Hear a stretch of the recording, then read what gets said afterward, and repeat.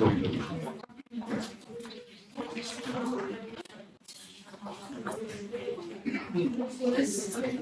Tenemos un organismo, el perro de Bechdel. ¿Conocéis ya el perro de Bechdel? Bueno, están en los apuntes alguna mención. El Bechdel era como si dijéramos el lado oscuro de Pavlov. O sea, Pavlov hacía unos estudios en los cuales pues, primero sonaba una cosita y luego le daban comida al perro. Lo cual el perro, pues bien, contento. Bechdel hacía como un poco más creepy. O sea, primero sonaba el sonidito, el ruidito, lo que fuera, y entonces le atizaba al perro una descarga eléctrica. Con lo cual, de alguna manera, pues, estaba viendo la contrapartida aversiva del procedimiento pavloviano típico. Bueno, pues ahora tenemos aquí el organismo al perro de Bechdel y vamos a reproducir un poco esa situación. Primero tenemos un estímulo que es un timbre, no especialmente fuerte, no particularmente desagradable. He puesto un timbre, lo mismo podría haber puesto aquí una campana o una nota de un piano, da igual, o una luz. Un estímulo simple, anyway. ¿Qué pasa cuando suena un timbre para un perro y es la primera vez que lo oye? Pues nada especial, como mucho una respuesta de orientación. Si el timbre alcanza suficiente notoriedad en el contexto estimular, pues se puede dar una RO. Pero a lo mejor ni eso, a lo mejor no hace ni caso. ¿De acuerdo? Por otra parte, vamos a considerar otro estímulo. Una descarga eléctrica en la pata del perro. Una descarga eléctrica en una pata que la alcanza suficiente intensidad, sobre todo voltaje, va a dar lugar a una respuesta que es la misma que tenemos nosotros cuando nos quemamos con un cazo. Flexionar, retraer el miembro afectado, dolorido, lo que sea. ¿Correcto? Bueno, pues ahora lo que vamos a hacer es combinar. Nos vamos a olvidar un poco de estas respuestas, que no tienen mucha importancia, y vamos a coger este estímulo y este estímulo y los vamos a combinar. El timbre y la descarga en la pata. Los vamos a combinar a base de que uno, la descarga va a ir siempre detrás del otro, tras un breve intervalo. ¿Vale?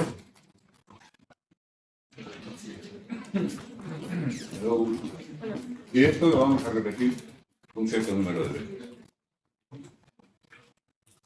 ¿Entendido el procedimiento? No tiene mucho misterio. A resultas de la repetición del timbre seguido tras un breve intervalo de la descarga, resulta que ahora ese mismo timbre, por sí solo, produce flexión de la pata.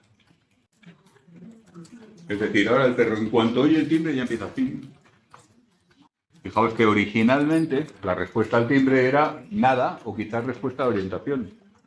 Pero ahora, después de estas repeticiones, la respuesta al timbre es encoger la pata. ¿De acuerdo? Bien, pues este es todo el fenómeno, en realidad. Al timbre lo llamamos estímulo neutro, en principio. ¿Por qué es neutro? Pues porque no da una respuesta especial. Y como mucho, pues da respuesta de orientación, que es algo que da cualquier estímulo. Lo que quiera que haga, pues no le vamos a hacer caso, no nos interesa aquí. Es una respuesta inespecífica al estímulo neutro, nada más.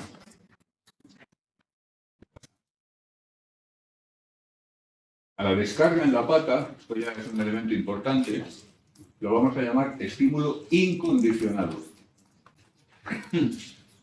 ¿Por qué? Pues porque un organismo no necesita aprender nada para que esto le resulte aversivo. No necesita haber pasado por ningún condicionamiento. Si a ti te clavan una aguja y das un bote, esa clavada de aguja para ti es desagradable, aversiva, porque estás construido como un ser humano, como un mamífero. No hace falta que hayas aprendido que las agujas cuando te las clavan mal. ¿Me entiendes, no? De ahí lo de incondicionado. Y finalmente, flexión de la pata, respuesta incondicionada. Lo que hace un organismo frente a un estímulo incondicionado. ¿Vale? A resultas de las repeticiones, tenemos que el timbre, el mismísimo de antes, ahora da lugar a la flexión de pata. Al timbre ahora lo llamamos, que es el mismo, el mismo estímulo, ahora le llamamos estímulo condicionado. Y a la flexión de pata, cuando se da al timbre, la llamamos respuesta condicionada. Esto es lo que resulta del procedimiento de condicionamiento. Igual que el condicionamiento operante, ¿qué resultaba? Pues que una respuesta aumentaba su frecuencia, en caso de haber sido reportada, o la disminuía en caso de haber sido castigada. Bueno, pues aquí el producto, digamos, el resultado, es que este estímulo que antes no daba nada especial, ahora sí da algo especial, da una flexión de pata. Pero esa flexión de pata la llamamos respuesta condicionada porque no se está dando a su estímulo natural, sino a otro aprendido. ¿De acuerdo? Supongo que hay mucha novedad en lo que hemos visto hasta ahora. ¿Algún ejemplo más? El de siempre, el perro de Pablo. Claro, por supuesto es paralelo al anterior, no esperéis novedades en este episodio. Vamos a seguir con el timbre. Como ya comentamos algún día, Pavlov no usaba normalmente campanas, usaba ni timbres tampoco. Usaba sobre todo sonidos de metrónomo y de diapasón. Pero bueno, da igual, es que lo importante es que sea un estímulo adecuado, en el sentido de que sea neutro y de que sea manejable en el laboratorio. Todo lo demás, lo mismo. A efectos de experimentación, quiero decir. ¿Qué pasa cuando le das el estímulo neutro timbre a un perro? Pues lo mismísimo de antes. El perro no sabe si es de Bechterev o de Pavlov, no sabe lo que va a pasar a continuación. Nada especial, tal vez una respuesta de orientación.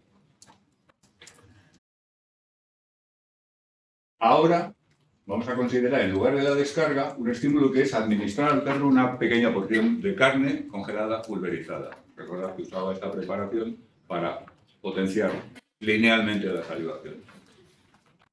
Y en general las secreciones de tipo digestivo. Este es el estímulo incondicionado en el caso del paradigma de Pavlov. A veces se llama paradigmas a los montajes experimentales que son muy típicos y a partir de los cuales se hacen muchas variantes. En un sentido completamente distinto de los paradigmas de Kuhn. ¿Vale? ¿Habéis estudiado Kuhn? La noción de cambio de paradigma, revolución científica, ciencia normal, todo esto. Bueno, pues la noción de paradigma en Kuhn es basura. Es lógicamente un desastre. Ha habido analistas que han contado hasta 12 sentidos diferentes en el que en un solo libro Kuhn utiliza la palabra paradigma.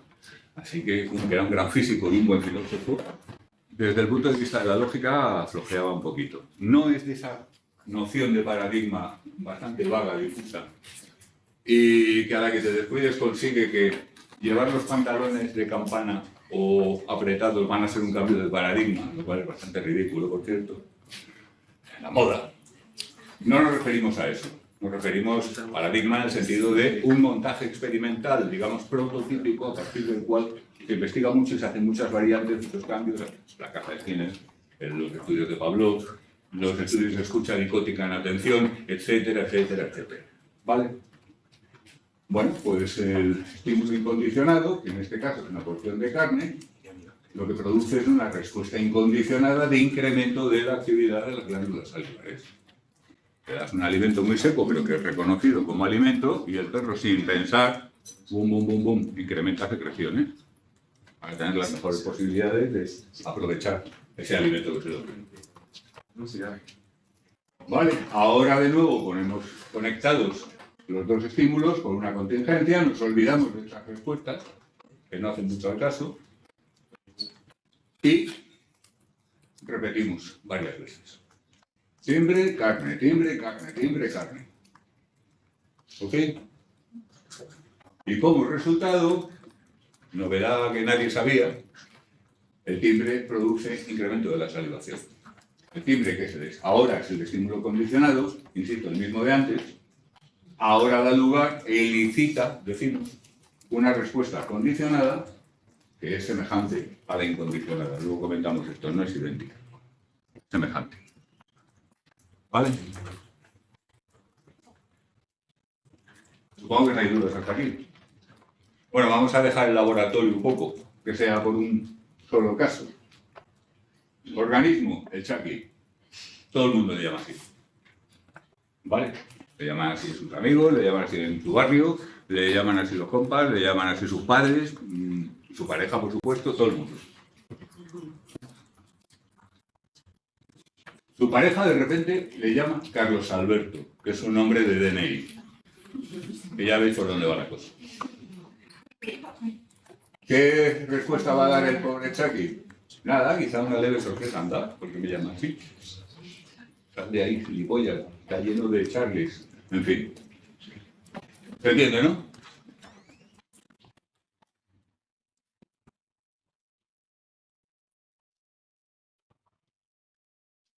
Bueno, pues por otro lado tenemos otra situación en la que Chucky, recibe una bronca de su pareja. Fea, no nos vamos a meter más de en detalles en su vida, pero que hace que su pareja le echa una bronca. ¿Cómo reacciona a la bronca? Con ansiedad y malestar. Cuando alguien que te es próximo y querido de repente te grita y te dice cosas feas, pues cualquiera reacciona sin necesidad de haber aprendido nada especial, reacciona de una manera porque es un ser humano. ¿Vale? Y ahora lo vamos a conectar. Y no lo vamos a conectar en el laboratorio de nosotros, va a ocurrir. Ocasionalmente, de tanto en tanto, su pareja le llama Carlos Alberto y a continuación le echa una broma. Oye, Carlos Alberto, bueno, si dice Carlos Alberto, tenemos que hablar, entonces ya vas a lanzarte por un barranco. ¿Lo veis, no? Esto, por tanto, se repite unas cuantas veces.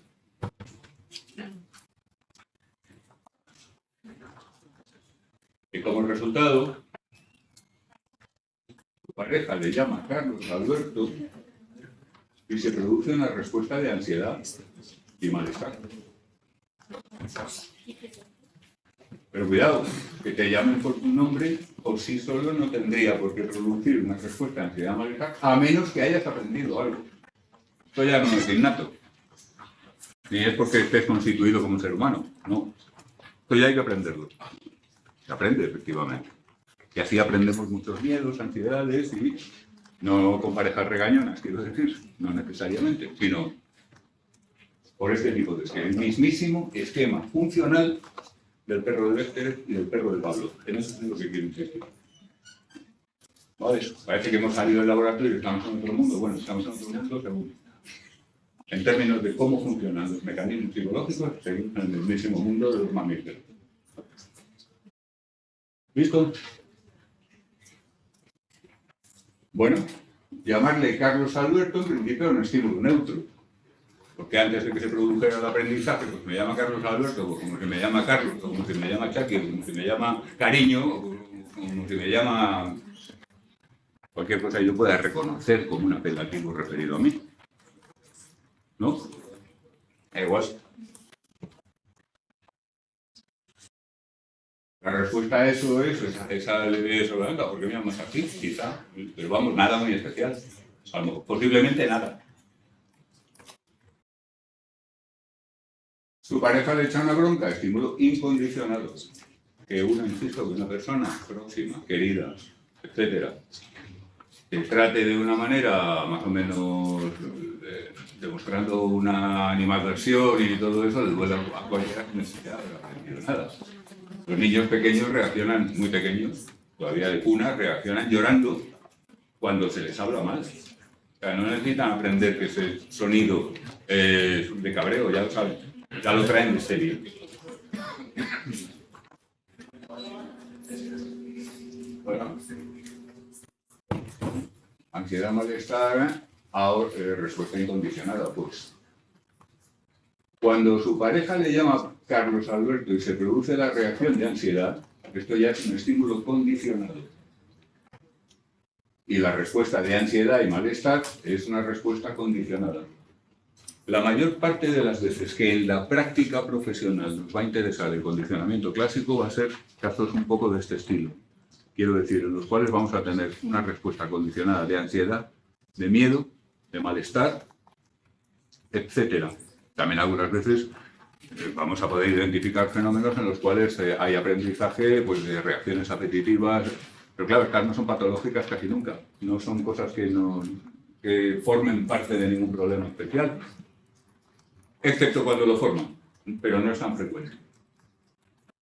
¿Vale? ¿Aclarado más o menos? ¿Veis el paralelismo? Vamos pues a ver, ya un poquito más en abstracto, la estructura funcional, que hicimos con el condicionamiento operante, la cadena pavloviana en este caso. Tenemos como elemento de partida, como hemos visto en los tres ejemplos, primero un estímulo neutro. Ese estímulo neutro da lugar a una respuesta inespecífica, está un poquito más atenuado porque no nos interesa lo que quiero subrayar ahí. Lo único que tenemos que constatar es que es un estímulo que no da lugar a una respuesta concreta, especial, significada, importante, llamativa, relevante. ¿No? Da una respuesta inespecífica o ninguna en absoluto. ¿Vale? Y tenemos en segundo lugar un estímulo incondicionado, que es un estímulo que tiene un resultado, un efecto en el organismo que no es aprendido. La descarga en la pata, la administración de carne, el grito brutal que te pegan. Hola. Son cosas a las que reaccionas sin necesidad de haber aprendido nada. ¿Os acordáis del pequeño Albert? Usaba como estímulo incondicionado Watson un sonido muy fuerte, golpeando una barra metálica o algo así. ¿Os acordáis? De nuevo, fijaos, estamos adquiriendo una respuesta de miedo condicionado. El estudio del pequeño Albert, que fue una cosa bastante artesanal, no pasaría hoy en día un comité de ética, vamos, ni de broma, como es evidente. Vale, bueno, pues el estímulo incondicionado con efecto no aprendido da lugar a una respuesta incondicionada que no es aprendida, que es innata. Y tú, no hace falta que seas un niño.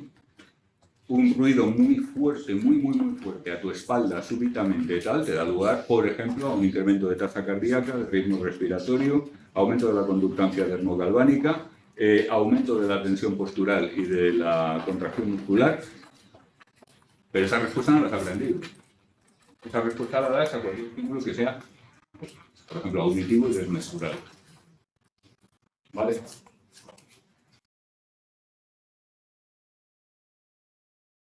Cogemos el estímulo neutro y lo ponemos de primer elemento de la cadena.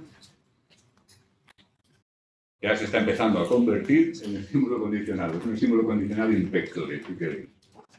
Y cogemos el estímulo incondicionado. Esta máquina quiere. Y lo ponemos como segundo elemento de la cadena. Es un estímulo que ya es apetitivo, aversivo, con valor innato. Es el mismo de aquí y como primer término el mismo de aquí. O sea, lo único que hemos hecho es coger esto, colocarlo aquí, coger esto y colocarlo aquí. Y ahora, entre ellos, ponemos una contingencia. Y la presentamos repetidamente. Esos dos estímulos, con una contingencia, estímulo-estímulo, entre ellos, es la cadena pavloviana. Cuando presentamos repetidamente una cadena pavloviana a un organismo, tenemos un efecto, que es el que hemos visto. El mismo estímulo que era neutro, ahora es un EC de pura cepa, un estímulo condicionado genuino, porque elicita una respuesta condicionada que antes no elicitaba. ¿De acuerdo? El verbo elicitar a lo mejor choca un poco. ¿Entendés? Lo mismo que por disparar o desencadenar. Lo que estamos subrayando aquí es que, a diferencia de lo que pasa en operante, la respuesta aprendida mediante condicionamiento clásico es una respuesta que el organismo no tiene la opción de dar o no dar. Cuando aparece el estímulo condicionado, la respuesta condicionada se dispara, se elicita por ese estímulo. ¿Vale? ¿Qué decimos en condicionamiento operante cuando hay mucho control estimular y el discriminativo está ya muy aprendido? Pues decimos que ese discriminativo discrimina una respuesta. Suena raro porque parece que le dice, no, mira, la respuesta eres gorda y fea, entonces no te contrato. Pero no. Lo que quiere decir es que ese discriminativo lo que está haciendo es decir al organismo, ahora es cuando está conducta puede dar lugar al consecuente, como ya sabemos. ¿Vale? ¿Alguna duda hasta aquí? ¿Todo claro? Perfecto. Repasando elementos básicos. Estímulo incondicionado. Tiene valor motivacional no aprendido, apetitivo o aversivo. Eso es lo único que se necesita. Estímulos incondicionados que se han usado mucho en la investigación, por ejemplo, un soplo de aire en el ojo, que produce una respuesta incondicionada de parpadeo. Y además es muy preciso, porque se trata de una respuesta de bajísima latencia. En los mamíferos puede andar fácilmente, incluidos nosotros, entre los 200 y los 400 milisegundos en cuanto a latencia, está muy rápida.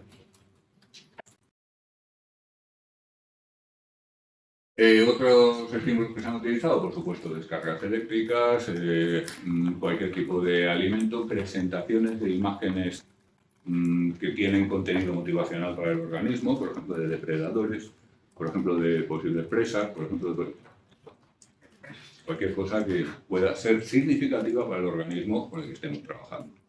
Si es humano no van a ser los mismos que si es, por ejemplo, una oveja o si es un perro.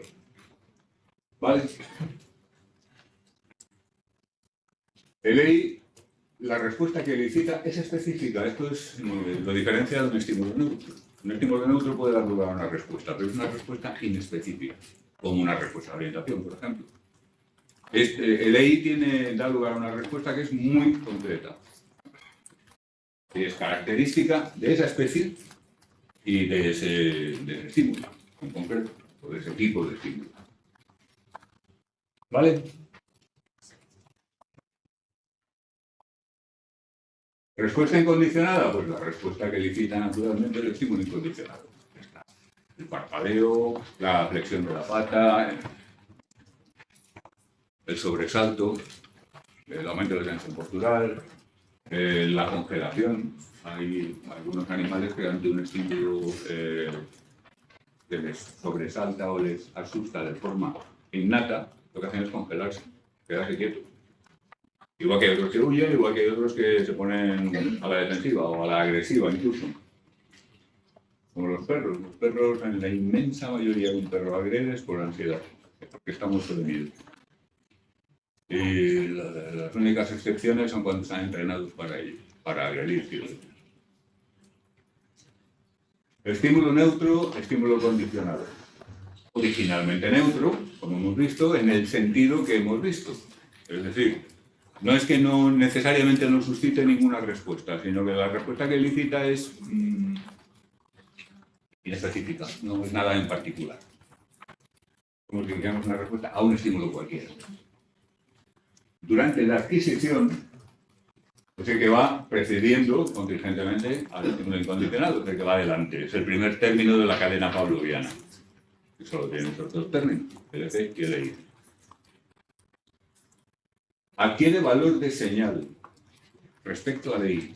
Esto es crucial y además es una reinterpretación reciente. Pavlov no lo veía en estos términos.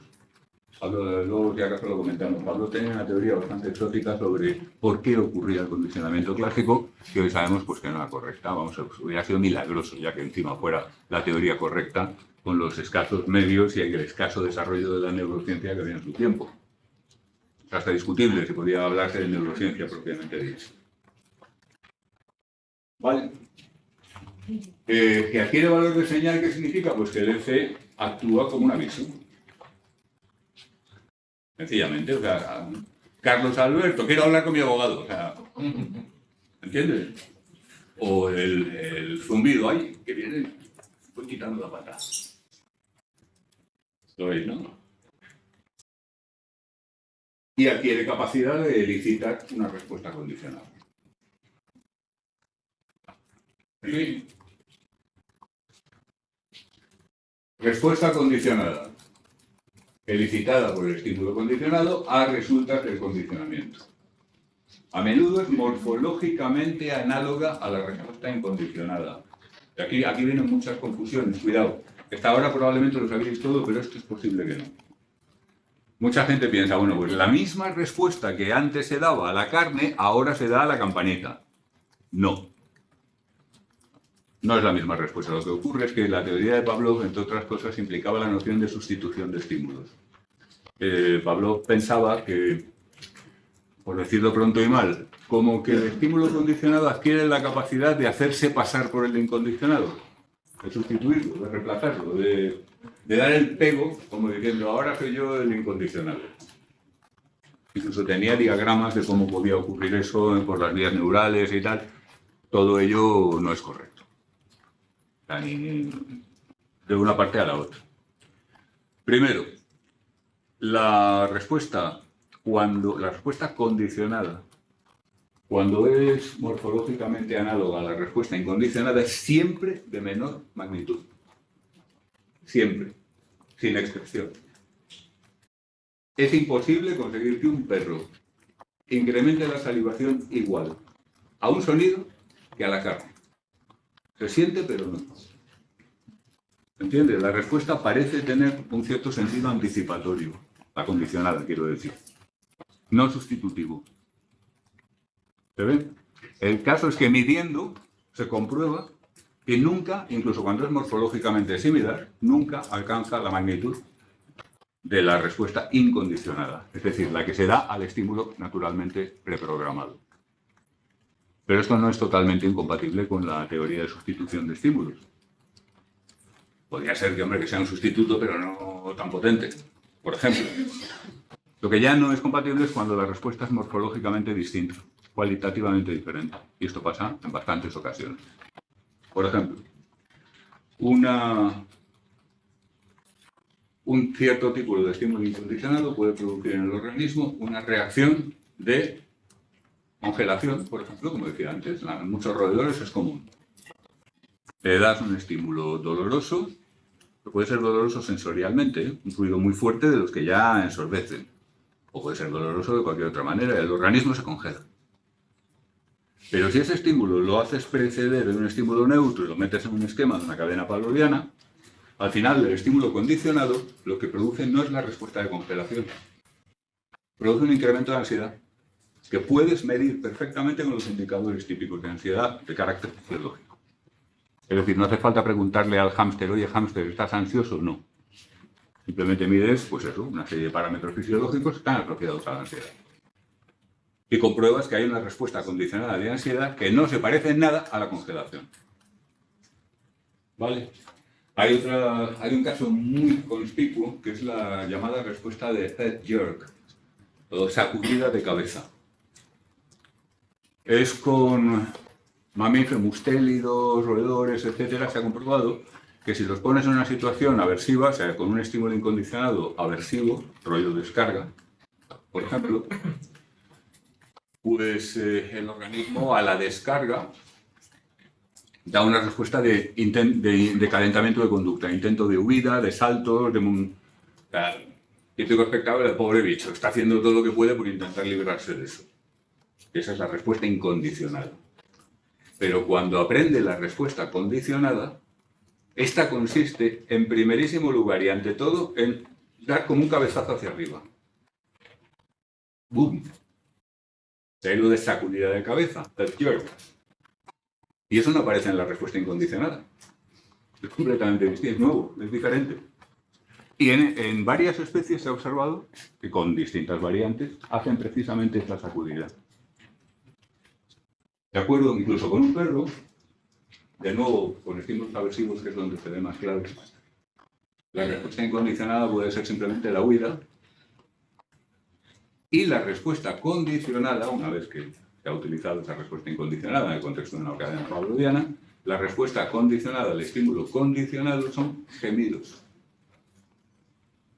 Es decir, cuando le das el estímulo incondicionado no gime, huye.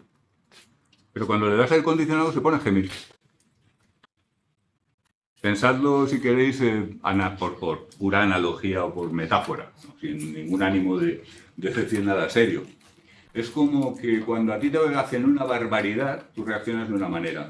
Pero cuando te dan una señal de que te la van a hacer, gimes. O sea, pides que, oh, por favor, no me hagas eso. ¿Me entendéis? Es como si el perro hiciera un poco eso. Te está anticipando y tal. Cosa que no hace cuando le das el estímulo incondicionado, porque entonces ya toda su energía está en huir. ¿Entendéis? Por tanto, olvidaos de la idea de que es la misma respuesta incondicionada solo que dada a otro estímulo. No es correcto. Muchas veces lo parece, porque la magnitud es muy parecida y si no mides cuidadosamente puede parecer la misma y la morfología es idéntica. El caso de Pavlov, de la respuesta de incremento de la actividad de las glándulas salivares, es claro en este sentido. Pero hay muchos otros casos que no. ¿Vale? ¿Alguna pregunta hasta aquí? ¿Está claro lo de esto? De la respuesta condicionada frente a la incondicionada. Bien. Condicionamiento de segundo orden o de orden superior. Ponéis la siguiente situación. Estímulo neutro. Un zumbido suave. Lo vamos a utilizar como F, pero lo vamos a llamar F1. Razones que se verán enseguida. ¿Vale? Un zumbido, yo qué sé, una cosa que no es muy... que es neutral, o sea, que no, a ningún organismo le parece delicioso musicalmente, ni tampoco le resulta invasivo, ni desagradable, ni molesto. El típico estímulo que usaríamos para conseguir una habituación rápida, por ejemplo, si fuera ese nuestro propósito.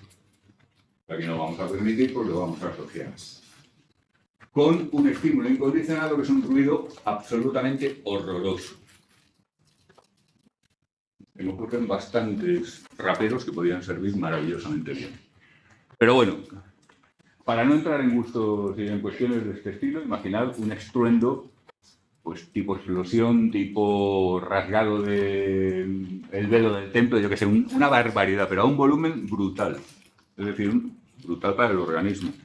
Ojo, que muchas veces lo que para nosotros es bastante fuerte, para el gato, para el perro es insufrible. ¿Vale? Bueno, pues este estímulo lo hemos calibrado para que sea realmente muy desagradable para el organismo. ¿Vale? Bueno, y los conectamos.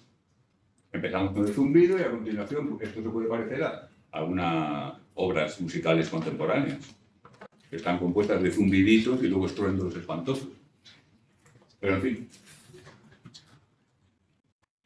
Y aquí tenemos montada una cadena pavloviana en la cual estamos repitiendo el zumbido seguido de el ruido espantoso.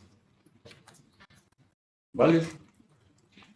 ¿Qué va a pasar aquí? Pues lo que es absolutamente predecible. El F1, ese zumbido, va a dejar de ser neutro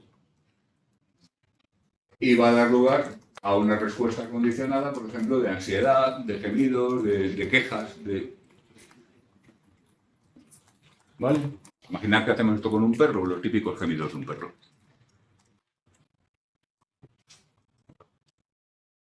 Hasta aquí está clarísimo y lo único que hemos hecho es condicionamiento como el de Chucky y como el del perro de Pablo.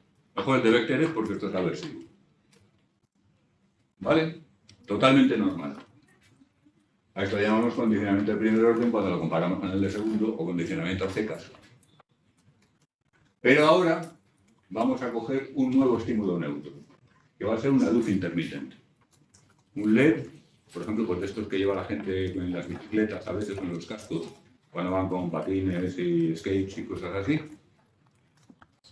Pues un LED que parpadea.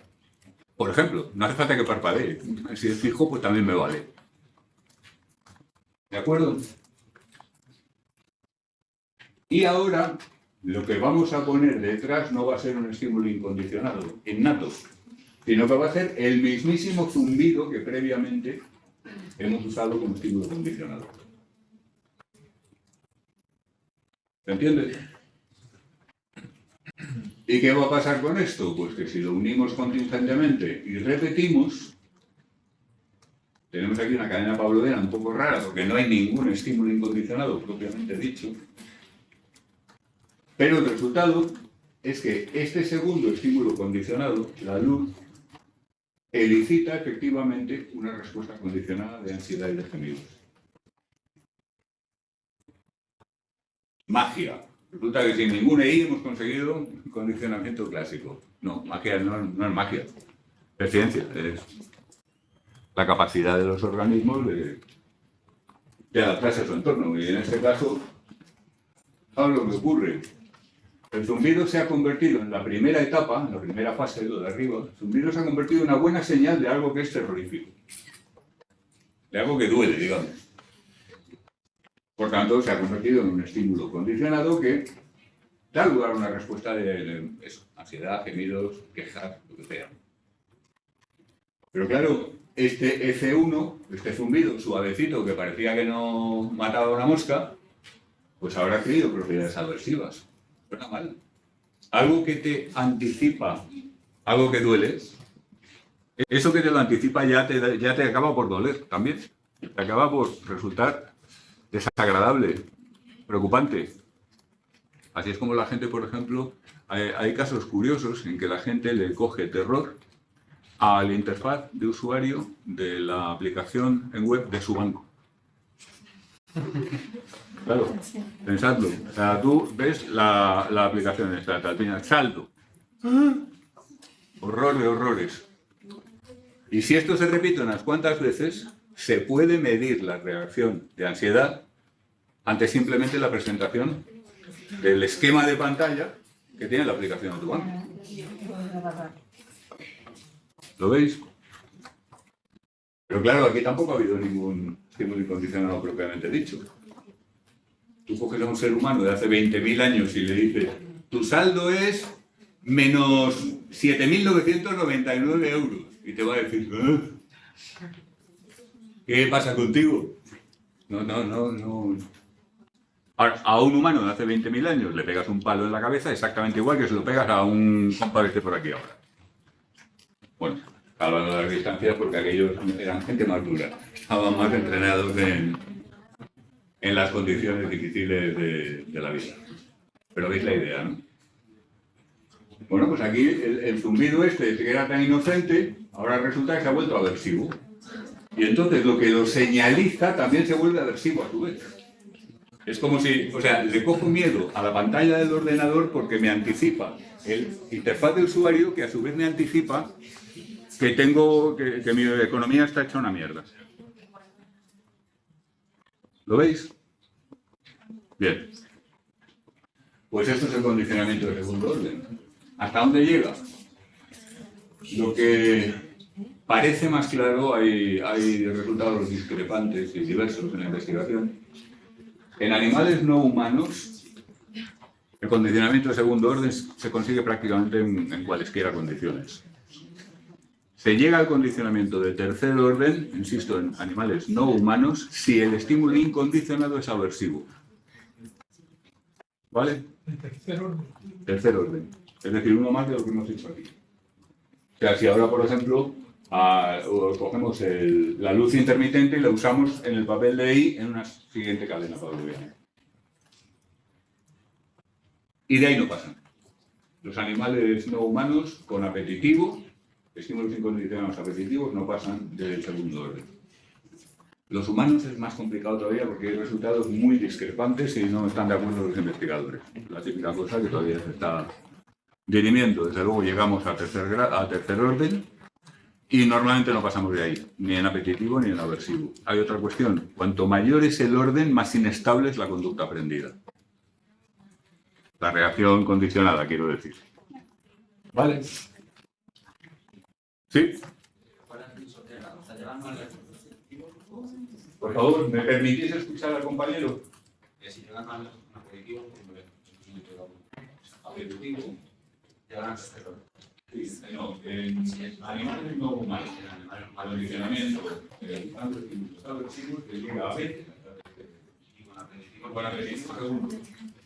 No te pasa de decir nada. ¿Alguna duda más?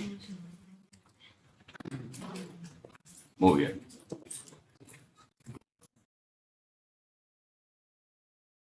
¿Queda claro el condicionamiento de segundo orden? Una observación. Muchos casos de condicionamiento clásico de cadenas pavlovianas que nos vamos a encontrar en el análisis funcional de la conducta en humanos van a ser de este tipo. Pero hay todavía un problema. que es que no siempre vamos a saber el orden. Ni siquiera vamos a estar seguros de si todo es condicionamiento clásico. Y esto es un problema. Me refiero, a ver, suponed lo siguiente. Un individuo le tiene mucho miedo a los perros. ¿Vale?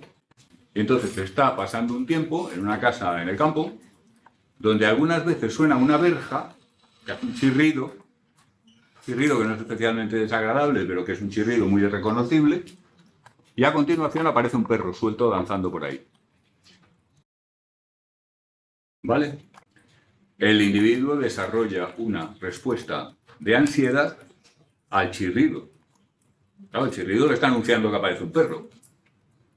Y los perros le dan miedo. ¿Se entiende? Esto es primer orden. Difícilmente. Por una razón. Los seres humanos y los canis lupus familiaris somos comensales. Tenemos una evolución de decenas de miles de años conjunta a la que nos hemos adaptado. Y lo podéis comprobar. Un niño pequeño no tiene miedo a los perros. A menos que pase algo en que aprenda a tenérselo. ¿Entiendes? Nuestra relación con los perros es o bien de indiferencia o bien amistosa. En lo que tiene de innato. Puede haber otros organismos que le tengan miedo a los perros de forma innata por buenas razones, porque durante mucho tiempo, evolutivamente, los perros los han perseguido, los han comido, etc. ¿Se ve? Pero nosotros no. Nosotros tenemos buen rollo con los perros. Nos hemos asociado con ellos. Ellos son oportunistas omnívoros que se aprovechan de nuestras sobras, etc. Y nosotros nos beneficiamos de que detectan mejor que nosotros los peligros y dan calorcito. Y además son majos. Bueno, lo de dar calorcito no es ninguna broma, ¿eh? Que Europa ahora mismo está relativamente templada, pero ha habido tiempos en que el hielo llegaba durante todo el año hasta aproximadamente mitad de Francia. ¿Entiendes? O sea, tener unos cuantos perros, a ser posible, perracos bien peludos, para rebujarte con ellos por la noche, cuando no puedes comprar una manta en Amazon, pues no era ninguna historia. O sea, quiero decir, los seres humanos de entrada, de forma innata, no tenemos una reacción aversiva a los perros.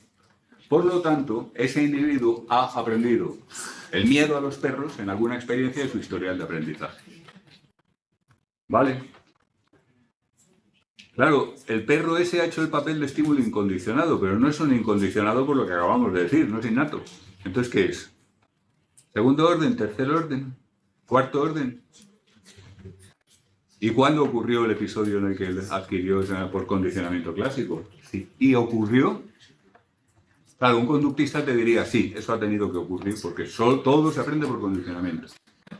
Entonces esto se ha tenido que aprender por condicionamiento clásico. Si uno no acepta ese tipo de dogmas, como es la inmensa mayoría de los psicólogos, pues nos quedamos sin saber. Porque es perfectamente posible que ese miedo se haya adquirido. Las finofobias, muy frecuentemente, los miedos a los perros, muy frecuentemente se adquieren por aprendizaje, por modelado. Porque tú ves que tu abuela, que es una figura de autoridad, que te fías muchísimo de ella y que te cuida y te protege y tal, pues tu abuela de repente ve un perro y se pone tensa. Y eso tiene que ser malísimo. No es que lo pienses, pero te vas impregnando de eso. Y entonces llega un momento que ya... Pero no ha habido un episodio de condicionamiento propiamente dicho, aunque los conductistas insisten en que tiene que haberlo habido. Bueno. Pero incluso si admitimos que eso se ha tenido que aprender por condicionamiento, ¿de qué orden estamos hablando? Si no sabemos el episodio. ¿Se ve? Entonces, en muchos casos, en la práctica, esto en el laboratorio no pasa porque nosotros controlamos totalmente la historia del aprendizaje. Bueno, hasta donde se puede controlar. ¿Se entiende? Pero en la vida real, cuando a ti te viene alguien que ha vivido sus 20, 30 o 50 años sin control ninguno por parte de ningún psicólogo y sin que nadie esté tomando notas, evidentemente, pues, y que además se acuerda de las experiencias que se acuerda, de las que no se acuerda, a lo mejor te las reconstruye con la mejor intención. Ya estudiaréis en memoria, bueno, es tremendo, los efectos de memoria de reconstrucción, Es algo que la asignatura de memoria, la gente que va a clínica a veces la considera un poco fastidiosa porque tiene mucho contenido experimental. La tenéis el año que viene, salvo algún repetidor que haya la haya pasado. Pero hay algunos elementos que son fundamentales. Cuando la gente te cuenta sus experiencias, pues no te puedes fiar mucho. Ya te puedes fiar hasta un punto. Y en la medida en que haya, digamos, informes o evidencias convergentes. Pero conocéis los experimentos de Elizabeth Loftus, por ejemplo. Que a lo mejor en alguna introducción. Elizabeth Loftus es la superjefaza de la psicología de la memoria experimental.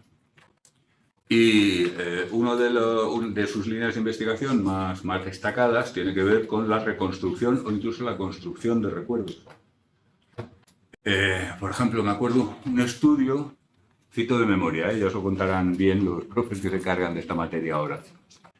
Un estudio en el cual había una serie de personas de cierta edad, 20 y tantos, 30 o así, a los cuales se les pedía que recordaran todo lo posible de aquella visita que hicieron a un Euro Disney o a un Disney o a un parque de atracciones de estos y tal y cual, donde tuvieron aquella incómoda interacción con un individuo vestido de personaje de Disney que les había manoseado inadecuadamente. Absolutamente todo inventado por los investigadores. Pues salieron un porcentaje importante de los individuos que decían recordar ese episodio. Y además daban detalles sobre él. Y no por malicia, ni por intento de engañar, ni por hacer... No. Estaban genuinamente convencidos de que aquello había ocurrido porque habían sido instados a creer que aquello había ocurrido. Y ahora vuelven a contarlo de que la memoria y que tal y que cual. ¿Se entiende? Por eso hacemos muchos psicólogos, a los que os vaya el rollo criminológico forense, no lo perdáis de vista. El trabajo en peritajes cuando hay testigos de por medio es interesante.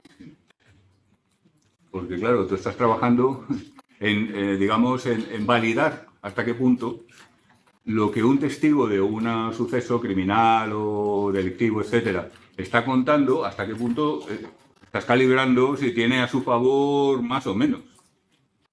Porque hay el tiempo transcurrido, las características del individuo, los historiales de consumo de diversos tipos de sustancias, la propia capacidad amnésica de carácter de a largo plazo. En fin, muchas cosas que tú puedes calibrar y un juez no. Entonces hay psicólogos que se dedican a hacer peritajes. Y le digo, juez, dígame usted cuánto me puedo creer lo que me está contando este testigo. Y esa es la cosa. Claro, es especialización en psicología de la memoria aplicada, forense y todo el tema. Pero ahí está. Que no todo es clínica, como digo más de una vez. ¿Entendido? Bien. Bueno, pues, por supuesto ya hemos hablado de una contingencia entre el EC y el EI. La contingencia en este caso no tiene vuelta de hoja porque no hay un tercer término. La contingencia pavloviana se refiere sencillamente a la relación probabilística en el tiempo entre el EC y el EI, que puede ser mayor o menor. ¿De acuerdo? También es equivalente hasta qué punto tiene valor de señal el EC respecto al EI. Si el EC precede al EI siempre o casi siempre, es mejor señal que si lo precede de vez en cuando. Es decir, si la contingencia es más baja. Contingencia alta, buena señal. Es una buena señal el EC del EI. Contingencia baja, una señal no muy buena. Es un indicio, pero flojete, el EC del EI. ¿Entendido? Es lo mismo que decir hasta qué punto el EC permite anticipar el EI. Cuando aparece el EC puedes estar completamente seguro de que después viene el EI, o solamente se hace un poco más probable, o cualquier cosa intermedia. O al revés, el EC te dice que el EI no va a venir seguro. Esa es la cuestión. Entonces, claro, esto nos lleva a diversos tipos de contingencias. Primero, contingencia positiva total. Lo que su nombre indica, contingencia perfecta. 1. Probabilidad del EI dado el EC, 1. Si ha aparecido el EC, la probabilidad de que el EI aparezca en los momentos posteriores es 1, toda. El EC es una señal perfecta del EI. Esto no es exactamente así. Lo mismo que os decía respecto a la contingencia no operante. Si lo queremos calcular, un rollo para el laboratorio, tenemos que tener en cuenta algunos matices, pero aproximadamente. Y en la práctica profesional así se maneja. ¿De acuerdo? Y que decir tiene que la contingencia positiva total prácticamente no se da en la naturaleza. Es que no se da muchas veces ni en el laboratorio. En los estudios de Pavlov no hay contingencia positiva total prácticamente nunca. ¿Sabéis por qué? Pues Pavlov hacía lo siguiente. Daba al perro 4 ensayos de EC seguido de EI, EI, 4 veces, y un quinto ensayo que daba solo el EC. ¿Por qué? Porque ahí medía salivación.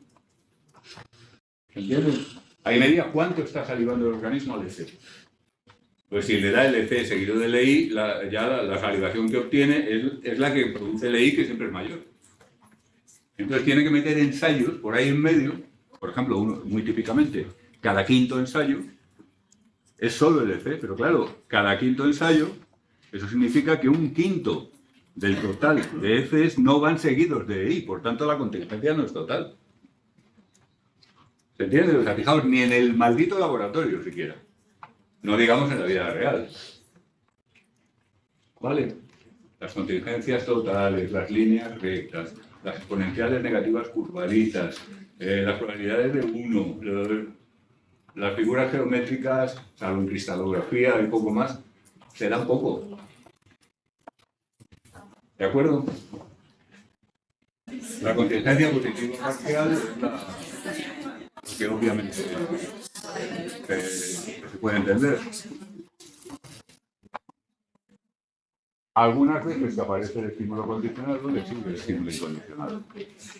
Es decir, el estímulo condicionado es una señal válida y el estímulo incondicionado no es una señal perfecta. Permite alertarse como si dijéramos o estar preparado o anticipar, pero sin seguridad. Esto es lo más común. Claro, aquí puede haber mucho rango. Puede ser casi una contingencia total, o puede ser muy pequeñita, y cualquier cosa intermedia. Vale, esto es lo más habitual. Esto es, por ejemplo, lo que tenemos en el estudio de Pavlov, como acabamos de comentar. Contingencia negativa total. El estímulo condicionado nunca va seguido a continuación del estímulo incondicionado. Es decir, el estímulo condicionado informa de que no viene el EI. Es una señal perfecta de que no viene el EI, porque es total. ¿De acuerdo? Cuando se enciende esta luz, jamás te van a dar carne a continuación. En otras ocasiones, pues a lo mejor sí, pero cuando se enciende la luz no hay carne. ¿De acuerdo? Cuando se enciende el generador auxiliar y se oye su ruido característico, estímulo en principio neutro, hay un periodo durante el cual no hay ningún tipo de calambrazo, ni de descarga, ni de nada. Cuando se apaga el generador auxiliar, eso significa que está volviendo a funcionar el general, aunque el animal no lo sabe, y entonces te puede caer una descarga en cualquier momento. Pero cuando se enciende ese, puedes estar seguro de que hay un tiempo sin descargas. Es decir, es una contingencia negativa, te está diciendo que no. Es una señal de que no, solo que en este caso es aversivo. Cuidado con esto. Vamos a insistir sobre ello. ¿Vale? ¿Se entiende? Contingencia negativa parcial, pues lo mismísimo. La aparición del EC hace menos probable que venga el EI a continuación. ¿De acuerdo? Cuando el padre hace un gesto como lo más probable es que no regañe a continuación. Pero alguna vez sí, alguna vez hace el gesto y sin embargo Contingencia negativa parcial. El gesto es una buena señal de que muy posiblemente no va a venir luego la regañina. Pero no es una señal perfecta. ¿Listo? Y finalmente, contingencia nula, que en realidad no es contingencia en ninguna clase, es cuando el F y el I son completamente independientes. No tiene ni siquiera sentido llamarlos F y I, porque no están en una configuración de cadena pavloviana. ¿Vale? Suponed que estáis en un experimento de una película de ciencia ficción bastante gore, en la cual, pues de vez en cuando suena un sonido sintético muy llamativo y de vez en cuando, pues te dan una descarga eléctrica. ¿Vale? Pero el sonido va a su bola y las descargas a la suya. Entonces, ¿qué pasa? Pues que algunas veces el sonido es poco antes de una descarga, pero otras veces es poco después de una descarga. Y otras veces aparecen las descargas sin que haya habido sonido. Cada uno por su lado. Si calcularas una correlación, te daría 0, muy próxima. ¿Entiendes? Es decir, el sonido no señaliza en absoluto ni que vaya a venir la descarga, ni que no vaya a venir. No te da información ninguna sobre la descarga. Aparece el sonido y lo mismo puede haber una descarga a continuación que no haberla, con igual probabilidad. No hay contingencia. No hay F y I. Hay un estímulo neutro y un estímulo aversivo, cada uno por su lado. ¿Vale? Los seres humanos en estas situaciones tendemos a generar supersticiones. Es decir, tendemos a ver lo que se llama muchas veces correlaciones ilusorias. Estudiaréis en psicología del pensamiento, supongo. Estoy empezando a tener muy serias dudas de qué es lo que se enseña exactamente en psicología del pensamiento actualmente, pero bueno. ¿Entendéis a lo que me refiero? ¿No? Correlación ilusoria es cuando tú crees que dos variables tienen que ver, ya sabéis lo que es la correlación real, ¿no? La R de Pearson. Bueno, pues una R de Pearson que te la has sacado tú de la manga, como quien dice. O sea, no hay, si tú hicieras el cálculo, te encontrarías, anda, pues no hay correlación, me da 0, o muy cerca de 0. ¿Vale? Pero, como no andamos por la vida haciendo cálculos, pues mucha gente se cree que hay correlaciones tipo, cuando hago esto, luego pasa lo otro, o cuando ocurre tal cosa, luego ocurre tal otra, o cuando me cruzo con un gato negro, luego resulta que tal. ¿Se entiende, no? Pero, objetivamente, una correlación nula es una situación en la que no puedes predecir un estímulo a partir del otro. Ni la aparición, ni la no aparición. Ni estás seguro, ni tienes razones para pensar que vaya a venir, ni estás en condiciones de pensar que no vaya a venir. Porque no tienes esa información en el ambiente. Te la puedes inventar. ¿Vale? ¿Está claro? Vamos a ver. 9 de cada 10 veces que suena la campana, le damos un trocito de comida. ¿Qué tipo de comida? ¿Parcial de cuál? Positiva o parcial. Cuidado, positiva no porque sea comida. Si fuera una descarga ahí, sería lo mismo. No confundamos esto. Siempre que le pedimos algo y dice que ya veremos, luego es que no. Típica queja de niños. Oh, mamá, no digas ya veremos, porque cuando dices ya veremos, luego no...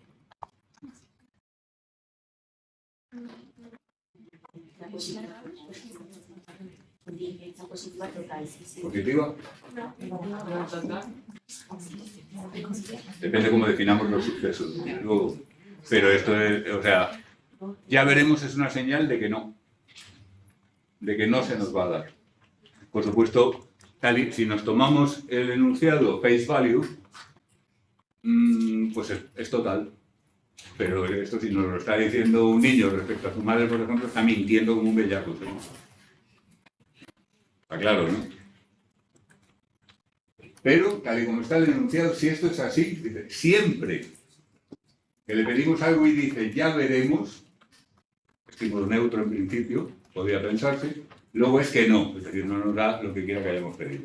El estímulo incondicionado o condicionado del orden que sea, no se produce. El estímulo señalizado, está señalizado, pero a la negativa, no va a ocurrir. ¿Está claro? Cuando sale el sol entre las nubes, lo mismo me puedo encontrar el semáforo en verde que en rojo.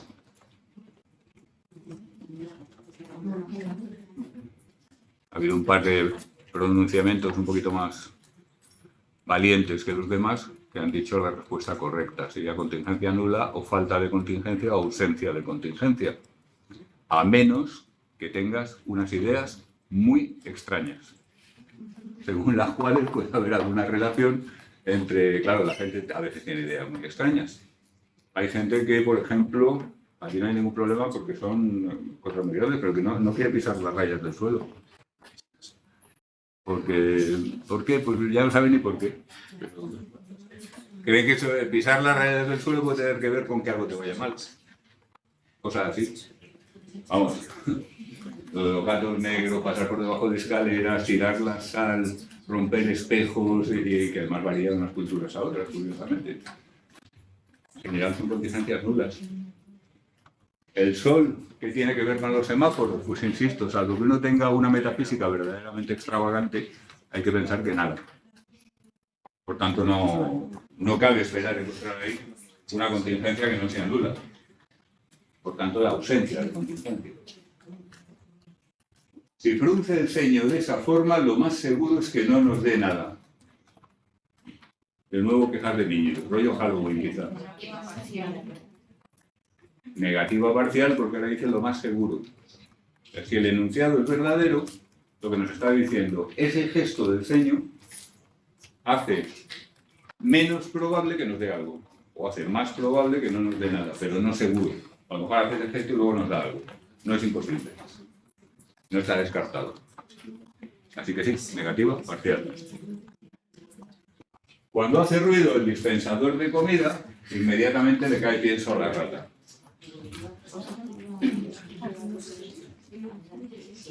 Positiva total. El mecanismo, claro, una caja de Skinner normal o un aparato de investigación un poquito decente no tiene esta característica, es decir, está diseñado de tal manera que la rata no puede oír nada de lo que pasa en el mecanismo, porque si no estamos introduciendo ruido en nuestro estudio. Vale, pues suponiendo que fuera así, una caja de Skinner de esas caseras que se puede uno montar,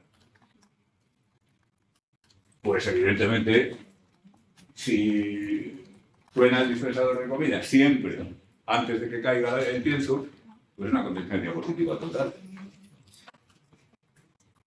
¿Vale? Las contingencias totales sí se dan en contextos tecnológicos. Hay muchas cosas que ocurren en contextos tecnológicos y no ocurren en la naturaleza natural, valga la redundancia. Y veremos bastantes ejemplos de esto al hablar de programas de reforzamiento. ¿De acuerdo? ¿Alguna duda?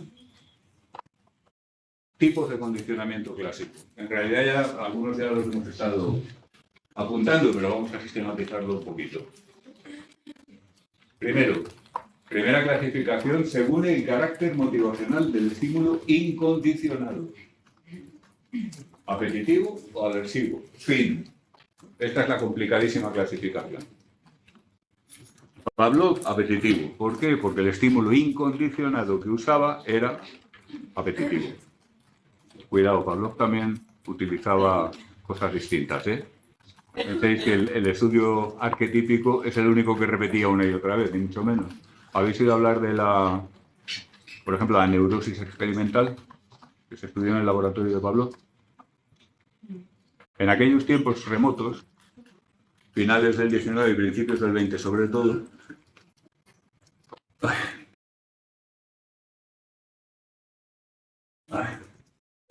se establecía una distinción en psicopatología entre psicosis y neurosis. Psicosis, desvinculación de la realidad. Lo mismo significado que hoy. A ver, neurosis, trastorno emocional. El término neurosis está abandonado, como tantos otros. Histeria. Histeria es una locura de concepto. Era un clúster con una serie de efectos que eran muy característicos de la cultura del momento, concretamente la deprivación sexual en mujeres jóvenes sanas, Y de ahí se acaba una psicopatología.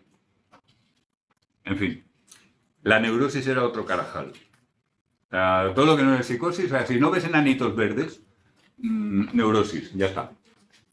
Algo hemos avanzado, a pesar de que pues, si tú llegas a una consulta y dices que te sientes triste y tal, lo primero que van a hacer es calzarte un inhibidor de recaptación de serotonina.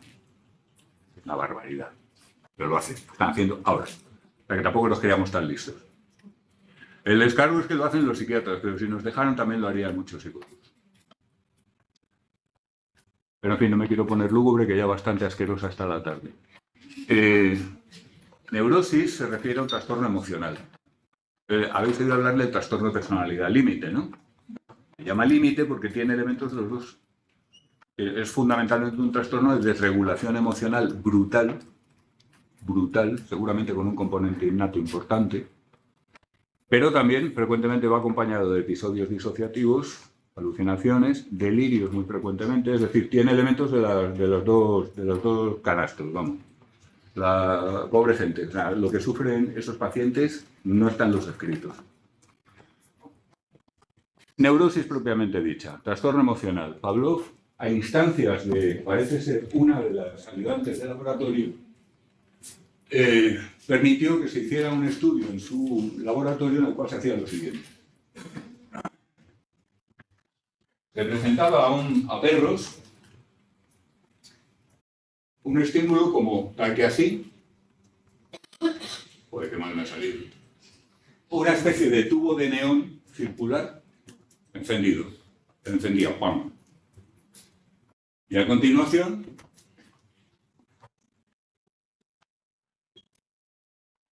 le daba comida. Está claro, ¿no? Lo único que hemos hecho es sustituir la campanita o el diapasón o lo que sea por una O de neón, podríamos decir. Pero además en algunos ensayos se le daba esto, pero en otros ensayos se le daba esto otro.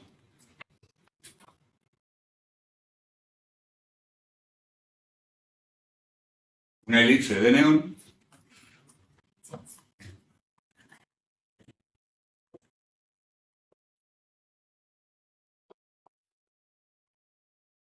seguida de una descarga eléctrica.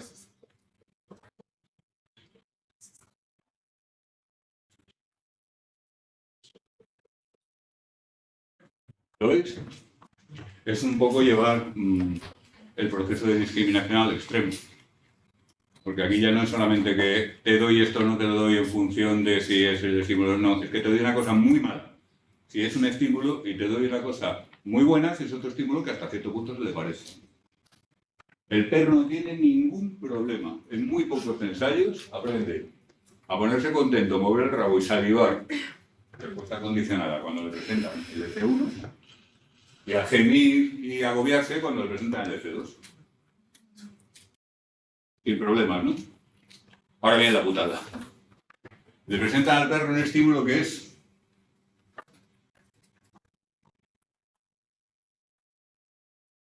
ni una elipse del todo como esta, ni un círculo como este, sino una especie de patatoide a mitad de camino. Reacción del perro. Absolutamente desengallado, psicológicamente hablando. Algunos se ponen súper agresivos, otros ladran, otros se hunden en la miseria, gimen y lloran y... Neurosis. A esto le llamaron neurosis experimental, porque la habían provocado deliberada y artificialmente. Tampoco pasaría esto un comité de ética hoy en día, seguramente, pero Pavlov ya estaba muy por encima de la media de la ética de la experimentación animal de la época, como ya hemos comentado. ¿Lo veis? Claro. ¿Aquí qué está pasando? Pues que tenemos un condicionamiento apetitivo que no hay absolutamente ningún problema, que es la línea de arriba. Y un condicionamiento aversivo, pues que tampoco propiamente hay un problema, porque el organismo aprende a anticipar y se acabó. Pero cuando el organismo casca, digamos, cuando psicológicamente empieza a desarrollar patología, cuando le damos una cosa intermedia. En general, hay un efecto que está sobradamente comprobado en la investigación, especialmente sobre el trastorno de estrés postraumático, pero no solo, no tiene ya que ver necesariamente con esto. que contra lo que la gente piensa, muchas veces, el estrés postraumático no se produce tanto, por una gran cantidad de estimulación aversiva, cuanto por una estimulación aversiva no contingente. ¿Qué quiere decir esto? Imaginad dos campos de prisioneros. Al final vamos a tener que hablar de cosas desagradables con lo desagradable que está la tarde. Bueno, dos campos de prisioneros, ¿vale? Los psicólogos tenemos que estar preparados para las cosas feas de la vida, chicos. Pero vamos a ver. En uno de ellos, los guardianes son extraordinariamente brutales. Encendemos, ¿no? Sí, porque esto, una cosa es que un poco de intimidad y otra cosa es la tiniebla. ¿Mejor? ¿Más?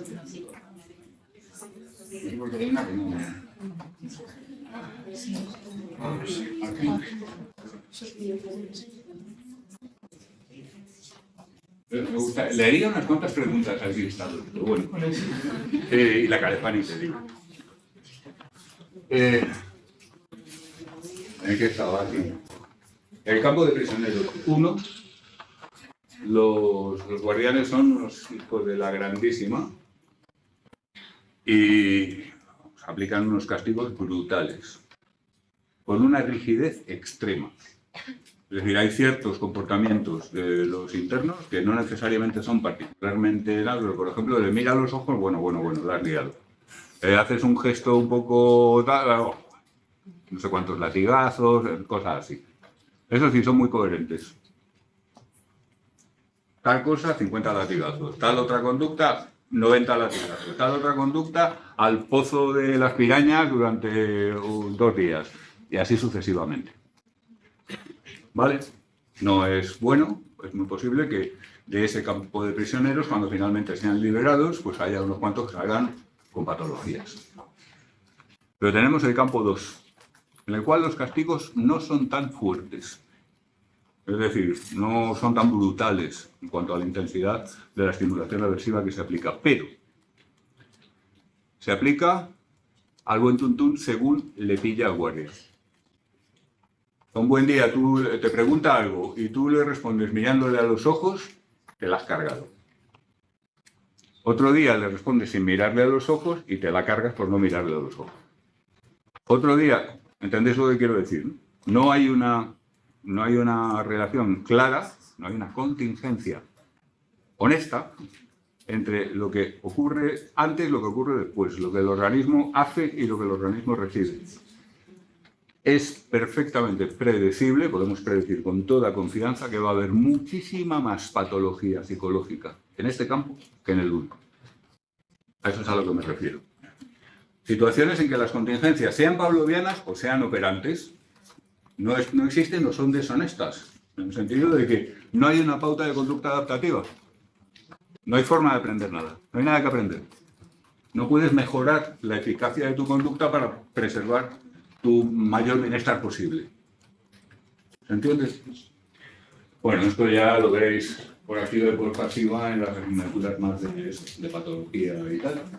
Pero claro, que tiene mucho que ver con esto, concretamente, con la neurosis experimental según se manejó en el laboratorio de Pavlov. Ya digo, la terminología completamente obsoleta, nadie habla de neurosis y hablamos de neuroticismo como dimensión psicométrica. Sí. Me estoy acordando en este sentido de la novela de Maus, la novela gráfica de Maus.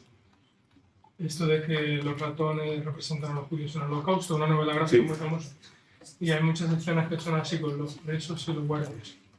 Claro, es que precisamente es ese tipo... O sea, si los guardias quieren romper al preso psicológicamente, si tú quieres que alguien confiese, si tú quieres que alguien te dé información, todo eso, no es cuestión de aplicar estímulos extraordinariamente intensos. Oye, si te permites torturar, pues eso es muy potente también.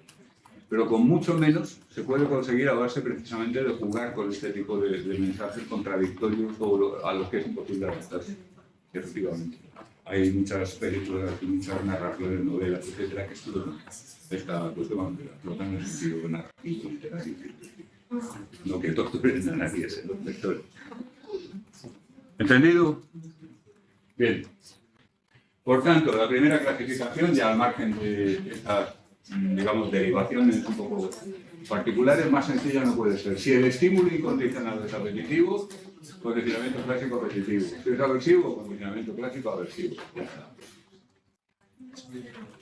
Segundo, según el signo de la contingencia. Excitatorio, que es del que hemos estado hablando hasta este momento, son todos casos de excitatorio, que es cuando la contingencia es positiva. Es decir, el DC es una señal, mejor o peor, pero una señal de que sí viene el PDI. Y produce como resultado una respuesta condicionada. Y en segundo lugar, inhibitorio, que es cuando la contingencia es negativa y se produce una tendencia a no responder. ¿De acuerdo? Típico condicionamiento clásico doméstico. El ruido que haces con la caja del pienso del perro, del gato. Pues el perro o el gato, cuando oye ese ruido, ya sabemos todo lo que pasa, ¿no? Pero ese ruido per se, de forma innata, no suscita ninguna respuesta especial. Eso es porque ha aprendido que va precediendo, va señalizando a que le den de comer por una contingencia que no es perfecta. Que fíjate que tú puedes, por ejemplo, estar limpiando el armario, para lo cual sacas esa caja, entre otras muchas, y haces un poco de ruido. Y el organismo reacciona como si... ¿Entiende, no? Pero eso es un caso, digamos, de no cumplimiento de la contingencia. ¿Vale? Lo mismo con la cadena del perro cuando lo vas a sacar. ¿Y cómo sería el inhibitorio? Pues, por ejemplo, un ejemplo que creo que está en los apuntes, pero no me acuerdo. Imaginar, humana dueña de perro, vive sola, urbana, horario de trabajo variado, disperso, a lo mejor es autónoma o alguna autolítica por el estilo. Entonces, pues saca el perro cuando puede. Algunas veces a unas horas, otras a otras. Ya, el perro más o menos pues está adaptado a eso, ya se lo ha aprendido y lo lleva relativamente bien. Los perros en general les gusta mucho que haya rutinas, pero si no las hay se pueden adaptar a un punto. Pero hay una cosa que sí, que no falla. Cuando la humana ha decidido que ya no va a salir, llega a casa cansada, del trabajo, lo que sea, tal y cual, se pone el pijama, se pone cómoda. Y entonces ya no saca el perro. Hay entornos rurales, por ejemplo, sobre todo en el sur de España, también en el sur de Italia, en algunos otros países de clima templado, donde no es raro que la gente salga en pijama o con la bata a la calle, pero no, en contexto urbano, normalmente la gente no sale en pijama a la calle, y esta señora en particular no lo hace. Entonces el perro puede aprender que su humana en pijama señaliza que no viene el que le sacan. ¿Se entiende? Es una señal inhibitoria, es un efecto inhibitorio, es una contingencia negativa. ¿Entendido? ¿Problema que tiene el condicionamiento inhibitorio? ¿Cómo lo distinguimos de la ausencia de aprendizaje? Claro, tú imagínate que estás haciendo el doctorado en un laboratorio de aprendizaje y le enseñas a un perro una inhibición, un condicionamiento clásico inhibitorio. De tal manera, cuando le das un determinado estímulo, una campanita, tin, tin, tin, el perro ya ha aprendido que a continuación no viene el estímulo incondicionado y entonces no hace nada. Y entonces lo vas a explicar muy orgulloso a tu compa que está haciendo otra cosa distinta. Y fíjate, cuando toco la campana no hace nada. Tu compa no se impresiona nada. ¿Y qué? Claro. ¿Por qué bater algo cuando le toca la campana? No, pero es que ha aprendido una inhibición. ¿Cómo sabes que ha aprendido una inhibición? ¿Y cómo lo distingues eso de que no ha aprendido nada en absoluto? ¿Veis el problema? Es decir, ¿cómo ponemos de manifiesto que se ha producido un aprendizaje inhibitorio? En el laboratorio es fácil. En el laboratorio se utilizan técnicas como, por ejemplo, el retraso o la sumación. El retraso consiste en que pones a un perro que solamente está aprendiendo excitatorio. Es decir, el EC va seguido del EI, contingencia positiva. Y tienes otro perro que está aprendiendo el inhibitorio. Entonces, al que está aprendiendo el inhibitorio, en un momento dado le pasas al excitatorio. Y lo que se retrase con respecto al otro perro es el efecto de la inhibición. O la sumación. Esto no entra, lo estoy contando simplemente porque no están los apuntes. Por tanto, ya sabéis que el criterio de oro para lo que va a examen son los apuntes, no las transparencias, by the way. Ni lo que yo pueda contar en clase un poco al hilo de, como en este caso. Lo digo porque luego os agobiáis con cosas muy un poco curiosas. La sumación. Enseñas al organismo un excitador y un inhibidor. Es decir, hay un estímulo condicionado 1 que tiene contingencia positiva con el EI. Y hay un estímulo condicionado 2 que tiene contingencia negativa con el EI. ¿Vale? Entonces tú mides cuánta respuesta condicionada obtienes en los ensayos de contingencia positiva. ¿Vale? Y entonces le das un ensayo de los dos estímulos a la vez. Y al darle los dos estímulos a la vez obtienes una cantidad de respuesta condicionada que es mucho menor que cuando le das solo el estímulo, el excitador, el estímulo condicionado que tiene contingencia positiva. Esa diferencia es el efecto de la inhibición. Se puede medir perfectamente, pues hay muchísimas más técnicas. ¿Sí? Por favor, compañera, en el uso de la palabra. El que está estudiando el excitatorio y el inhibitorio, o sea, pasar de un excitatorio a un inhibitorio cuesta menos que un inhibitorio a un excitatorio. En plan. No estoy seguro de entenderlo. Pues que si. A ver, igual no estoy dudando. O yo. Pero si tú al perro le das la luz y luego le das la comida, él va a salir más rápido que si le das la luz y no, o sea, al revés. Que si le das la luz y no pasa nada, eso sí que lo vas a ver, no va a hacer nada. Claro, pero tú puedes medir la cantidad. Te refieres al caso al primero, al de retraso. Y sencillamente tú no tienes nada más que medir cuánto tarda en asentarse la respuesta, digamos, al excitador. Claro, pero si previamente hay un inhibidor, eso va a costar más que si el perro viene nuevo. Sí, a eso me refiero. Entonces, la diferencia es distinta. Si pasa uno, como pasa el otro. O sea, primero excitador, luego inhibidor. Es diferente que primero inhibidor. ¿No? Sí, por supuesto. Entonces, ¿cómo lo mides? ¿Primero excitador del inhibidor o primero? A ver, en el caso del inhibidor, o sea, si lo que tú quieres medir es el efecto de la inhibición. Entonces, tú empiezas por dar inhibición. Y a continuación pasas a excitación. Entonces, esa excitación se retrasa con respecto a lo que hubiera ocurrido si no hubieras dado primero inhibición. No tienen ningún interés a darle la vuelta, porque la excitación ya la mides directamente con la salivación o con el movimiento, porque ahí hay respuesta condicionada medible. ¿Entiendes? O sea, el problema que tenemos es con la inhibición porque no se manifiesta, pues no se ve. ¿Vale? Así que no le des la vuelta, simplemente. ¿Alguna pregunta más?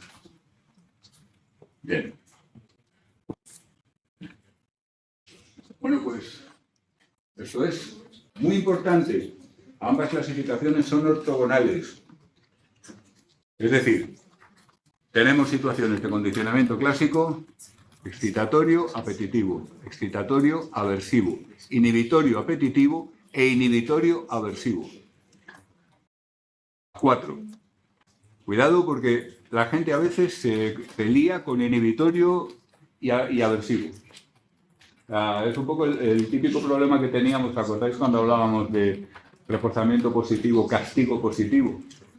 Que suena raro porque ¿cómo va a ser positivo un palo que le das en la cabeza al pobre bicho? Pues si es positivo se lo das. Es un significado distinto del habitual. Bueno, pues aquí cuidado que puede haber un efecto un poco parecido.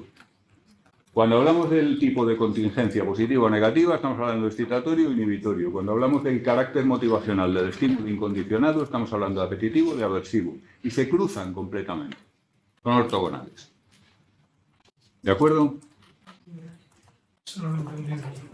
¿Cómo? Eso no lo he entendido, disculpa. ¿El qué? Lo de que ambas clasificaciones son ortogonales. Pues que ángulo recto. Te forman un cuadrado. y que tienes, por tanto, las 4. Bueno, olvídate de ortogonales, ¿vale? Si no te ayuda, no necesitamos. Lo ortogonal se refiere a ángulo recto, sencillamente. Es decir,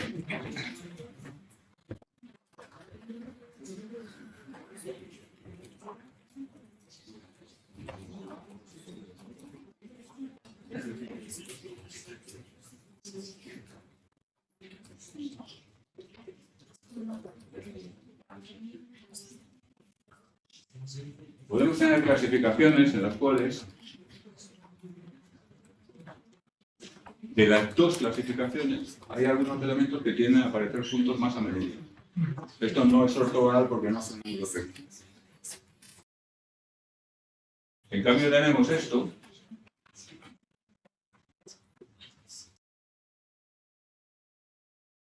Esto, si lo hubiera pintado bien, es una clasificación que sí es ortogonal, tenemos un ángulo recto.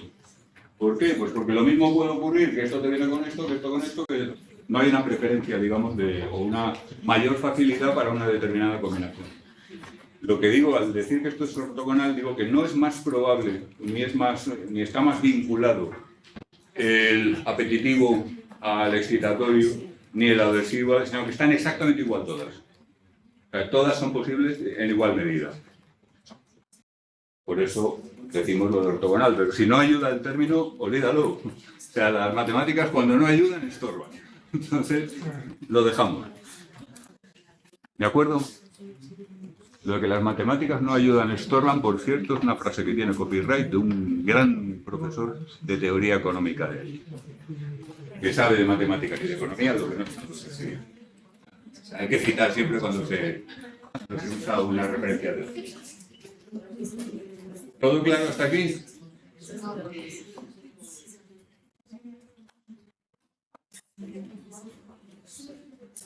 Seguimos con tipos de condicionamiento clásico. Según la secuencia temporal del estímulo condicionado y del estímulo incondicionado. Según cómo los colocamos en el tiempo. Salen básicamente 4 tipos más 1. 5. Condicionamiento simultáneo, condicionamiento de demora breve, de demora larga, de huella y retroactivo. Vamos a ver un momentito cada uno de ellos. ¿Okay? Condicionamiento simultáneo. Fijaos, tenemos una C, tenemos una I, y en la dirección del tiempo, fijaos lo que ocurre.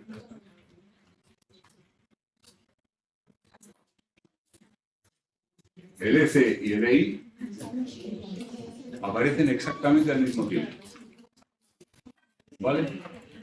El sonido del timbre suena exactamente según está llegando la carga. La luz se enciende exactamente en el mismo instante en que se recibe la descarga. Simultáneo. ¿Vale? Da igual si terminan a la vez o no. El elemento relevante es cuando empiezan. Si empiezan a la vez, estamos en condicionamiento clásico simultáneo. ¿Entendido?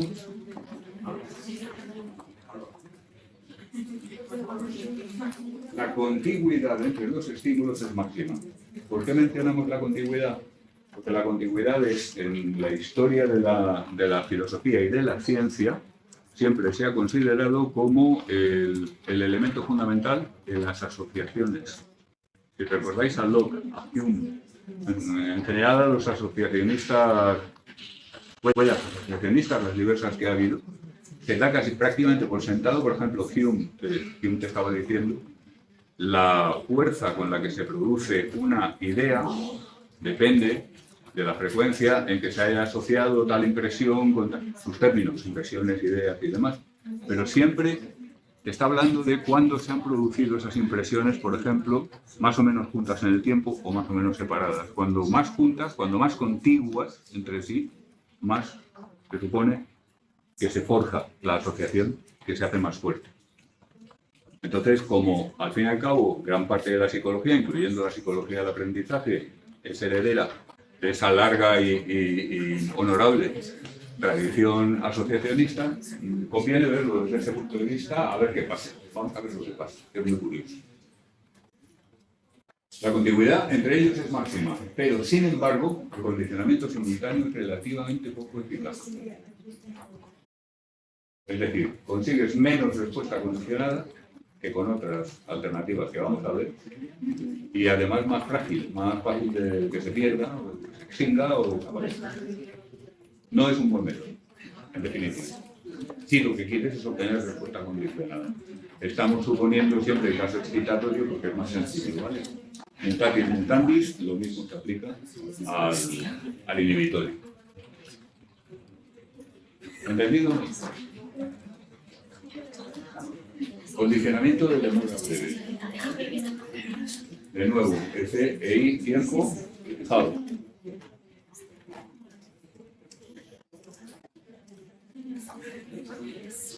El F aparece antes y hay una demora, también llamada intervalo entre estímulos, respecto al estímulo incondicional. ¿Vale? El F se inicia pues un poco antes del estímulo incondicionado y hay una demora que puede andar entre una fracción de segundo y como mucho 2-3 segundos. ¿De acuerdo?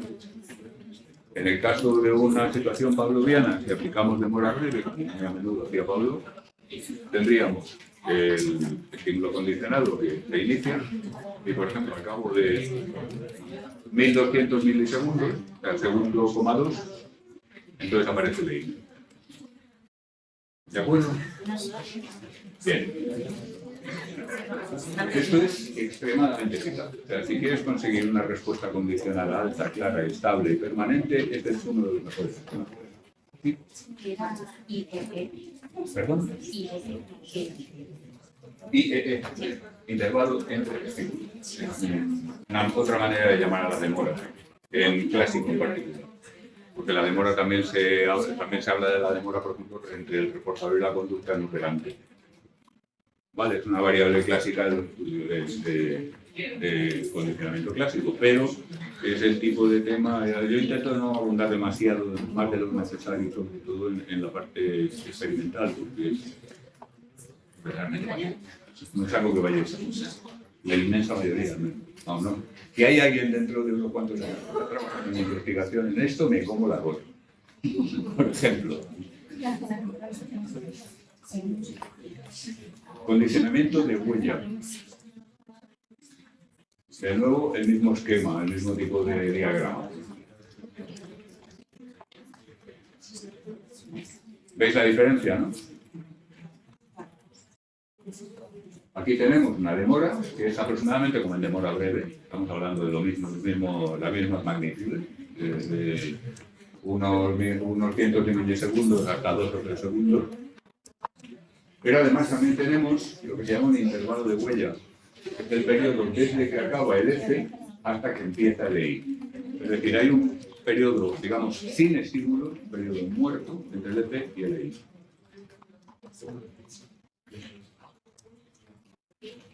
Esto se llama de huella, por cierto, en referencia a antiguas teorías del aprendizaje y la memoria que están completamente abandonadas, pero se ha conservado la nomenclatura. Un poco lo que pasa con el neuroticismo como factor psicométrico, que conserva pues, un término que en lo psicopatológico ya está completamente abandonado. ¿Vale?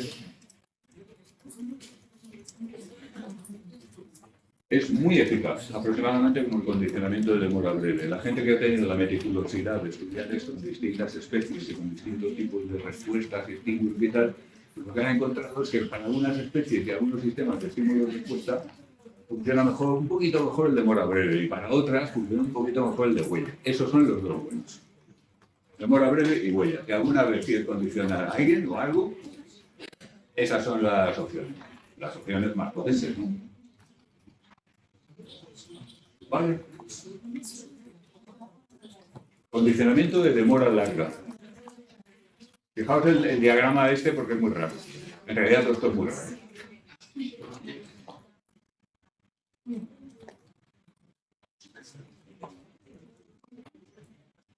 ¿Lo veis, no? Peaso demora. En este caso, La demora puede ser desde unos cuantos segundos hasta incluso un par de minutos. Y el estímulo condicionado está todo el rato puesto, es tónico. Y el EI suele ser pasivo. Esto es una preparación muy especial. Muy eficaz en casos particulares. Controladores y estímulos aversivos. Y aprendes increíblemente bien. En el resto de los casos, muy poco eficaz. Así que no es recomendable a menos que quieras hacer algo muy particular con una rata o con un hámster. O con una cobaya. O con una capibara. O con, en fin. Curiosidad de laboratorio. No sirve para nada. Así de claro os lo digo. El estímulo condicionado está presente todo el rato. Es un poco pues, como si fuera un dron. Y finalmente, ¡paf! El golpe de la descarga, que es el estímulo incondicionado. Aquí aparecen fenómenos curiosos, la inhibición de demora, en fin, cosas de laboratorio. No... Esto es una curiosidad de laboratorio. Los buenos son los dos anteriores. El simultáneo es malucho. Pero nos queda por ver el malo ya con ganas. Condicionamiento hacia atrás o retroactivo. Como su nombre indica, el estímulo incondicionado aparece antes que el condicionado. ¿Vale? Sí. No se aprende nada con esto, incluso algunas veces en un contexto aparentemente excitatorio se aprende una cierta inhibición. O sea, esto no funciona. Y ahora fijaos, el tema de la contigüidad. Vamos a comparar la explicación del condicionamiento clásico en términos asociacionistas tradicionales, Hume, etc., con el tema del valor de señal y la contingencia propiamente dicha. El condicionamiento, si la contigüidad fuera el factor clave, el condicionamiento simultáneo tendría que ser el que mejor funciona. Porque ahí la contigüidad es máxima. El condicionamiento retroactivo podría funcionar bien siempre y cuando la demora de D y ADC fuera pequeña. La contigüidad fuera mayor. Y el orden de los estímulos no importaría. ¿Entiendes? ¿Sí? Pues es que ahora no me acuerdo de qué es. Eso. Pues es que no estaba hablando de eso. Estaba hablando de la concentración. ¿No te me oye? Ah, vale.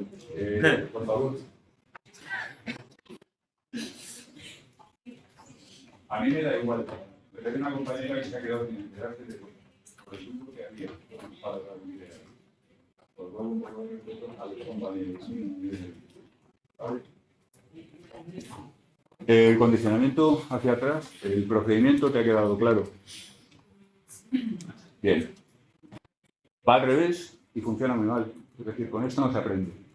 No se aprende respuesta condicionada. En algunos casos incluso hay un cierto grado de inhibición. Y lo último que estaba diciendo es que considerando estos 5 tipos de condicionamiento según la secuenciación, podemos comparar qué tal se explica su funcionamiento desde la contigüidad, que es el factor considerado tradicionalmente como el más importante por la tradición asociacionista, o frente a la contingencia, que es una concepción más moderna, más reciente, y un tipo de explicación más relacionada con el valor de señal. Entonces decía, si la contigüidad, la proximidad entre los estímulos fuera el factor más importante o el factor importante o la clave de la asociación, entonces el condicionamiento simultáneo, en lugar de funcionar bastante mal, como empíricamente vemos que ocurre, tendría que ser el mejor, porque es donde la contigüidad es máxima. El F y el I están completamente pegados. Y en el retroactivo, pues dependería de cuánta demora hay entre uno y otro, no de que uno vaya antes o el otro vaya después. ¿Lo veis? Lo cual ya es un 2-0 en contra de la contigüidad. ¿Qué pasa con el valor de señal? Que lo explica todo a la perfección. A la perfección. Piensa en el F como una señal de ley. ¿Es una buena señal lo que aparece al mismo tiempo que los señalizados? Tú vas andando por una carretera y un camión toca la bocina. ¡Bú! En el exacto mismo instante en que te está empezando a pasar por encima. ¿Te parece una buena señal? Es una señal de mierda. Bastante, por lo menos. Pero todavía, el camión primero te atropella y luego encima ¡pum! Es decir, lo señalizado antes que la señal, pero ¿qué me estás contando? Esto no va de continuidad. ¿Cuáles son los que funcionan muy bien? Pues cuando la señal va un poquito antes que lo señalizado. Por tanto, hoy en día, la gente, todo el mundo, entiende una cosa muy interesante, que es que nos hemos cargado una tradición filosófica en el laboratorio. Esto tiene su encanto, ¿eh? No seré yo de los que defiendan la supremacía de la ciencia respecto a la filosofía, no. No sé si habéis estudiado ya el Círculo de Viena, pero ahí están muchas claves. No lo digo tanto ni por el positivismo, ni por la unidad de la ciencia, ni por la teoría verificacionista del significado, cuanto por la vinculación casi desesperadamente indispensable entre la ciencia y la filosofía. Los mejores teóricos de la ciencia desde el siglo XX y XXI eran también científicos. Mach, Poincaré, hasta llegar a la actualidad, pues gente como el mismo Feynman, que citábamos de pasada el otro día, no tantísimos otros. Ciencia y filosofía o van de la mano o están cada uno haciendo aguas por su lado. Los filósofos hablando de nada, no se sabe muy bien qué, si no entienden la ciencia, y los científicos sin ser capaces de dar una interpretación conceptual coherente a lo que están encontrando. Bueno, pues aquí estamos comparando de alguna manera la filosofía tradicional con una filosofía más reciente, que es el planteamiento de condicionamiento como, ya me voy, como la capacidad de aprender a usar sucesos como señales de los sentidos. ¿Vale? Gana por goleada, como supongo que queda claro en estos casos. Ok, pues con esto se acabó el tema. Y el próximo día empezamos el tema 3, en el Moodle.